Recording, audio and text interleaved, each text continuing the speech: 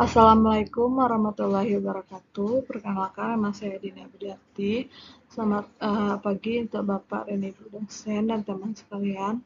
Di sini saya akan mempresentasikan materi tentang sistem informasi manajemen. Yang pertama yaitu pengenalan SIM. SIM adalah informasi manajemen terpadu yang berhubungan teknologi, manusia, dan proses bisnis untuk menghasilkan informasi yang berguna dalam mendukung kegiatan manajerial. Komponen-komponen SIM yaitu hardware, software, database, prosedur, dan manusia bekerja secara sinergis untuk menyediakan data yang akurat dan relevan. Peran SIM dalam organisasi mencakup peningkatan efisiensi, mendukung pengambilan keputusan, memperkuat koordinasi antar bagian, serta membantu manajemen dalam mencapai keunggulan kompetitif. Yang kedua yaitu data dan informasi. Pengertian data yaitu data merupakan kumpulan simbol yang terstruktur yang menyatakan jumlah aktivitas, benda, dan data yang terdiri sekumpulan karakter yang diterima sebagai input untuk suatu sistem informasi serta diolah. Fungsi data yaitu sebagai bahan evaluasi dalam meningkatkan sebuah masalah. Yang kedua sebagai pemecah, sebagai sekaligus menentukan suatu kebijakan atau keputusan yang akan diambil. Yang ketiga sebagai acuan dalam setiap implementasi dari suatu kegiatan atau aktivitas. Sedangkan informasi, pengertiannya yaitu informasi adalah data yang telah diolah menjadi bentuk yang memiliki arti bagi si penerima dan bermanfaat bagi pengambilan keputusan saat itu atau mendatang. Jenis informasi ada dua. Yang pertama yaitu informasi strategis, yakni jenis informasi yang digunakan untuk mengambil keputusan jangka panjang. Yang kedua, informasi taktis, yaitu jenis informasi yang dibutuhkan untuk mengambil keputusan jangka menengah, misalnya informasi untuk penyusunan rencana, penjualan, dan sebagainya.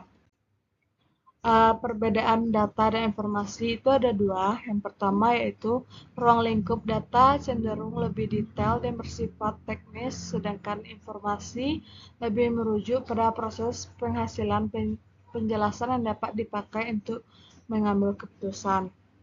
Yang kedua, berdasarkan fungsinya, data memiliki kategorisasi dalam bidang tertentu sehingga data memiliki fungsi yang beragam tergantung pada jenis bidang yang dijalankan.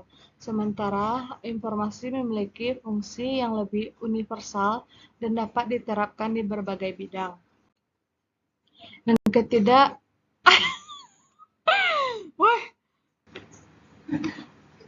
ketiga, komponen utama SIM yaitu perangkat keras, hardware, yang kedua perangkat lunak, software, yang ketiga data, dan yang keempat prosedur. Yang keempat DMBS dan CBIS. DMBS suatu aplikasi pirantik lunak yang menyimpan struktur basis data. Data itu sendiri hubungan di antara data di dalam basis data dan nama formulir. Jenis-jenis data, angka di belakang desimal, jumlah karakter, nilai default, dan seluruh uraian file lainnya. Struktur basis data merupakan sebuah cara agar dapat diorganisasikan sehingga memproseskan data menjadi lebih efisien.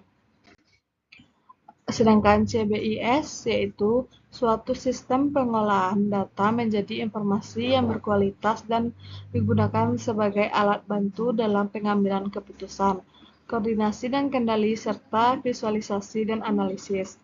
Dengan kata lain, sistem informasi berbasis komputer mengandung arti bahwa komputer memiliki peran yang sangat penting dalam sistem pembangkitan informasi melalui integrasi yang dimiliki antar subsistem.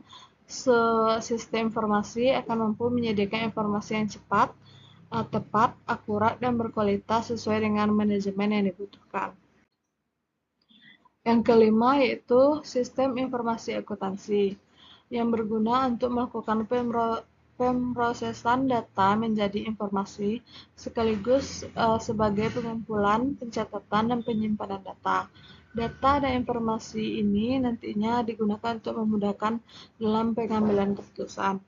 Fungsi sistem informasi akuntansi yaitu merupakan sistem pengendalian uang yang bertujuan supaya tidak terjadi kecurangan oleh pihak-pihak tertentu. Yang kedua, mengubah kumpulan data dalam bentuk informasi keuangan yang diperlukan perusahaan. Yang ketiga, membuat serta mencetak data transaksi secara tepat dalam jurnal sehingga proses akuntansi lebih runut sesuai dengan tanggal dan urutan terjadinya transaksi. Yang keenam, jenis-jenis SIM. Jenis-jenis SIM ada 4. Yang pertama, tingkat bawah atau operasional, merupakan sistem pengolahan informasi yang ditujukan untuk orang mengawasi jalannya organisasi. Yang kedua, tingkat pengetahuan, sistem informasi yang ditunjukkan untuk membantu karyawan yang mempunyai keahlian khusus dalam menciptakan dan memadukan keahlian baru dalam organisasi. Yang ketiga, tingkat manajemen menengah, sistem informasi yang didesain untuk melayani kebutuhan manajemen untuk monitor dan mengendalikan atau mengawasi pengambilan keputusan dan melakukan pekerjaan administrasi. Yang keempat, tingkat manajemen atas atau strategis, yaitu sistem informasi yang ditujukan untuk tingkat teratas perusahaan untuk mendukung keputusan senior manajemen dalam aktivitas perencanaan jangka panjang perusahaan. Yang terakhir yaitu sistem pendukung keputusan, adalah sistem informasi berbasis komputer yang dirancang untuk membantu manajer dalam mengambil keputusan untuk masalah yang sifatnya semi-terstruktur dan tak terstruktur. Adapun 3 komponen utama SPK, yang pertama yaitu subsistem data, adalah sumber daya untuk sistem.